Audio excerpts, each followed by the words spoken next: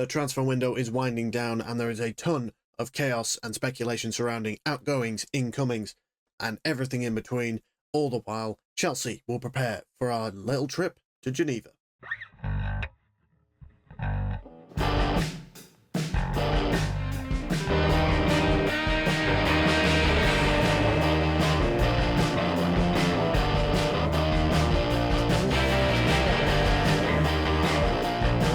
Ladies and gentlemen, welcome back to the channel. Today I am the Crimson Wolf and welcome to the Chelsea countdown for our Conference League game versus Sevette.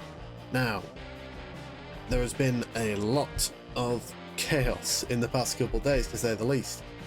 I was unable to make any form of content on most of it because of being abroad on holiday, so I had zero access to any recording equipment to make any sort of video. So, quick thoughts on everything that's happened. The Sevette game was a little bit of a pain in the arse to watch, to be honest. We didn't look particularly brilliant. The penalty was a deserved penalty and Nkunku buried it. Brilliant goal from Noni as well, set up perfectly by Enzo. So, overall, good result. Not going to necessarily say it was the best performance though. Wolves game, on the other hand, oh my god, that was brilliant.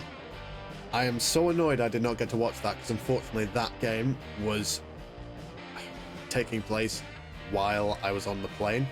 I saw like the opening bit of it, or I should say when I was getting on the plane, it flashed up that it kicked off, and then seconds later it flashed up that we'd scored. And it was just a bit of a shock that we'd scored in 2 minutes, which was amazing.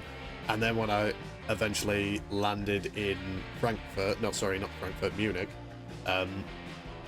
in my connection flight,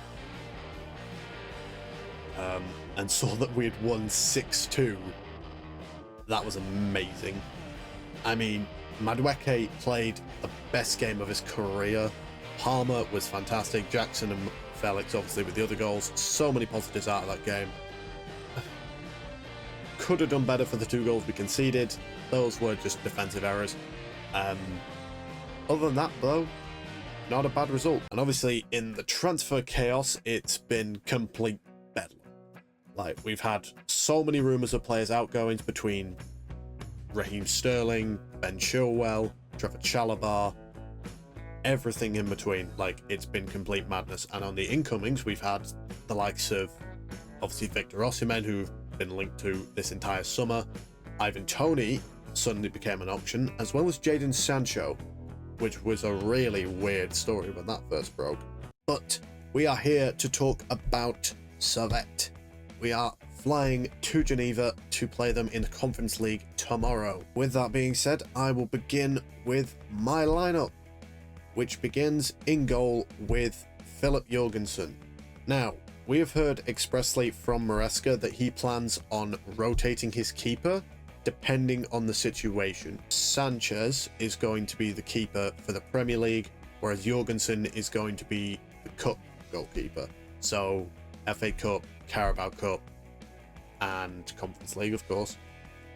And that's the way this is going to stay for the minute. Eventually, you have to pick a number 1 goalkeeper. You have to do it. He's going to make his decision eventually after he's had enough exposure to the event, or, which is unfortunately I think the more likely event, when one of them screws up massively. Can't lie, I was putting my money on anybody to do that.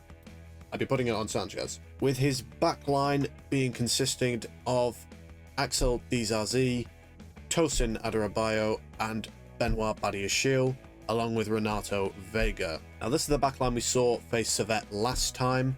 If the squad is the same for that game, then there is no Wesley Fofana. I doubt Malagusto is going to be risked because, as it stands, he is our only available right back. Senior right back, sorry. Because Reece James is still suspended and / injured. So, I don't think he's going to be risked. And I don't believe he's going to play Levi Colwill for this. I think he's going to save him for the Crystal Palace game this weekend. So I think it is more likely we see Badiashile, Tosin, and Dizazi come in for them. Renato Vega has looked incredibly impressive whenever he's come on, and I think he deserves this start. He started the last game, and he was the inverted fullback, which he is tailor-made for. He is a left-back, centre-back hybrid, that is literally the perfect mix for an inverted fullback. And he did that role pretty well. He was really good in the Sevette game last time, so I think he'll make a pretty good game this time. He has just looked impressive whenever he's come off the bench, whether it was the Man City game where he looked like a complete beast. Just the pure size of him is just imposing and impressive in general. Like, he's 6'3", built like a mountain. Like, the guy is just monstrous, and he's just aggressive as all hell. Like, he is the one who is always up to make a tackle. Whenever I've seen this guy, he always makes a tackle. Like, he's just so physical, so aggressive, and I love it.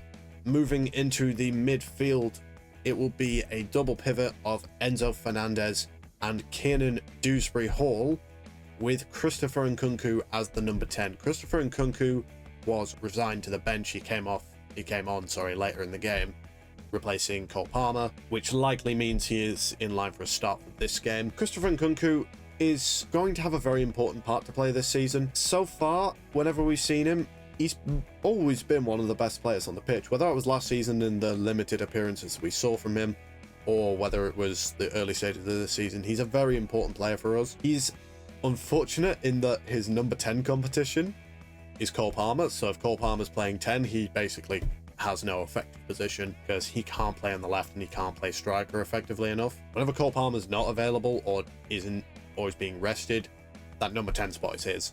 Now, he does have competition from João Felix now. He's probably, at the minute, ahead of the pecking order from Felix.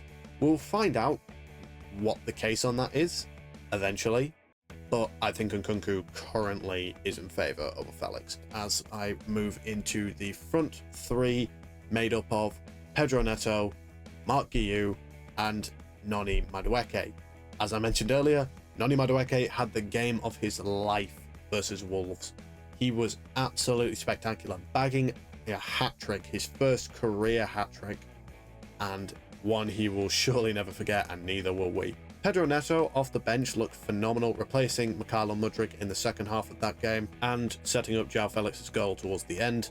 Portuguese connection working wonders there, as you would imagine. Hey, Editing Wolf here. I recorded this before Enzo Maresca's comments in his press conference, so I did not know that Pedro Neto was left out of the squad alongside Malo Gusto for load management reasons, so he will obviously not be available for this.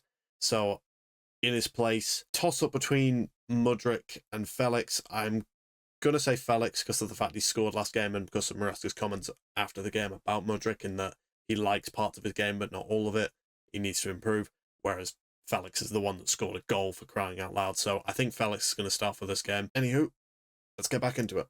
And then we have Mark Guiu. Obviously, he started the last game against Sevette and very unfortunately missed an incredibly easy chance that he should have buried.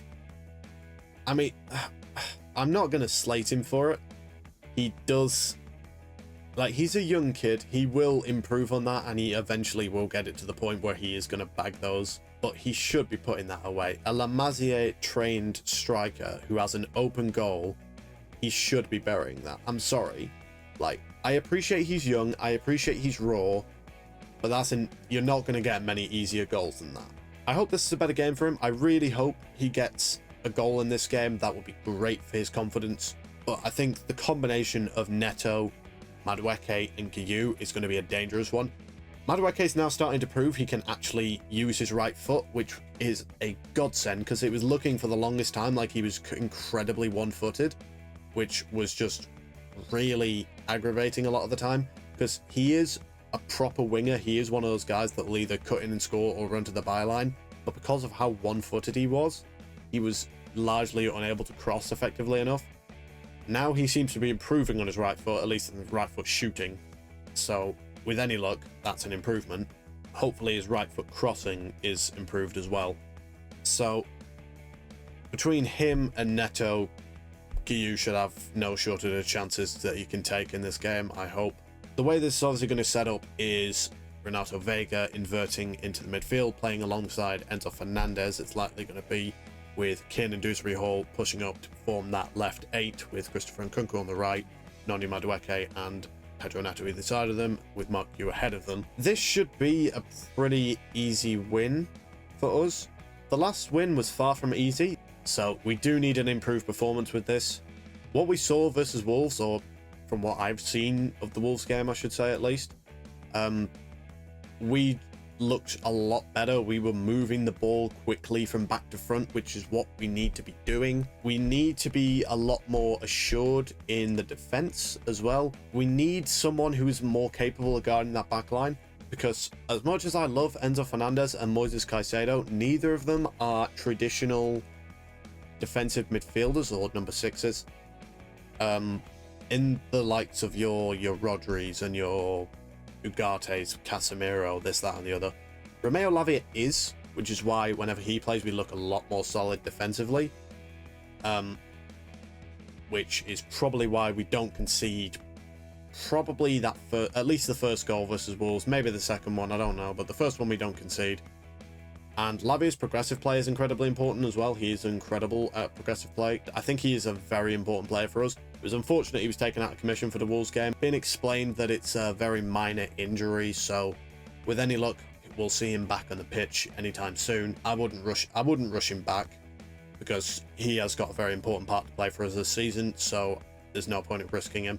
And if we're going to be playing very similarly to how we did last time, Renato Vega is actually a CDM by trade, so him inverting into the midfield will provide more than enough cover for that back line, I would imagine. We do need to be much more progressive with our playing. We were tossing the ball a bit too much around the back for my liking, so it does need to be better.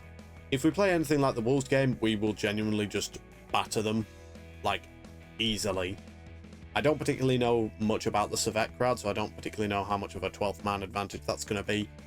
So I don't know, but it's no disrespect to Sevette, but they're a team from the Swiss League. We're a Premier League team. We should be absolutely battering them. So with any luck, we'll get this done easily. Hope we get this done easily, and move on to Crystal Palace. So with that being said, I will end this episode of the Chelsea Countdown here. My name is the Crimson Wolf, the reddest Chelsea fan on the internet. I will see you all in another video, and we all want to win. Let's remember that. We all want to win. We want to win the transfer window, so let's go and get that done. So, just, I don't know. Good luck with it.